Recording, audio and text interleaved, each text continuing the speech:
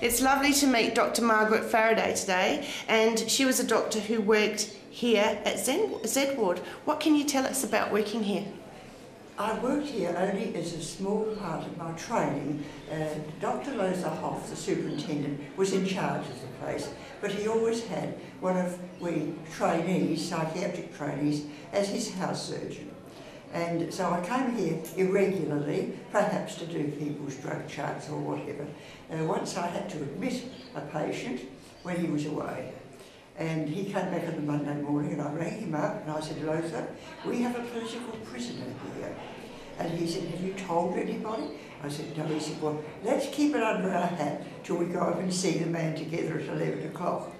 So we came up here together and as I remember it, you rang a bell outside on the wall and the gate was opened, and then you walked across and you had to ring another bell, and I presume this was the room where the guards were, or should we say the nursing staff were, and they had cupboards all along here, and I got the impression at different times that they had been drinking and would put their alcohol away because they would have a chance. You had to get through two gates, he said, to get here. Anyway, we came up here and we then went round to the right here, down a little way to a room where this man was. So we went in and we interviewed him. I said nothing, or very little. Lothar was very good. He was an advanced psychiatrist, and he asked the man all sorts of questions, and gradually the man got heated up and steamed up and steamed up. And this man had hit somebody or got into a fight at a bus stop and had been arrested. Anyhow, he gradually got worked up, and eventually the man jumped up on the end of the bed, started yelling and screaming, and in the end Lothar said, who are you? He said, I'm the King of Heaven! And he screamed, and Lothar said, do you think we should have him in here, Dr. Fereday? I said, I think for the time being, sir.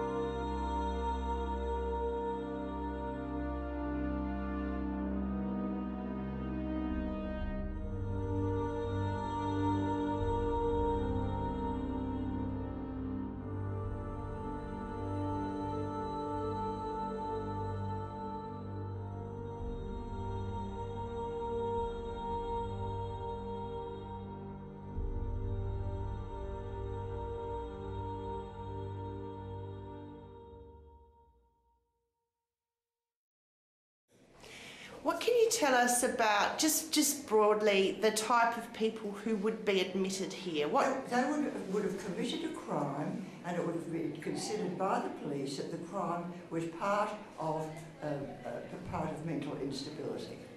And so they would come in here to be sorted out. Sometimes they'd come in here, if they'd killed somebody, they'd come in here for life or near that. There were a few women, very few, who mainly got out of here very quickly, and they were mainly women who had postnatal depression, who'd killed their baby. And so they would be down this way mainly, and I would see them, and then we'd quickly rehabilitate them and get them down to one of the other wards, down to K ward or somewhere else, and get them better. I didn't do a lot of work here, but Lothar was an excellent superintendent. He only died this year, and he was marvellous. It was a very big place then. When I first came to Glenside, it was as a part-time job with the people who were intellectually retarded before they went up to Strathmont, and I could work the hours that my children were at school, and I took children's holidays off and so on. And that was a very good job, and there were 500 intellectually retarded people, and they were mainly in wards just down along the front here, and another few other wards as well. But I would do all of their medical needs, and I had about 120 of them had epilepsy, and so on. And then I decided to do psychiatry, which hadn't been my original choice. I was going to be a surgeon when I got through medicine, but I decided, having been here, that I would try to be a psychiatrist. So I did my psychiatric training here in the two, in Patterson House and so on. And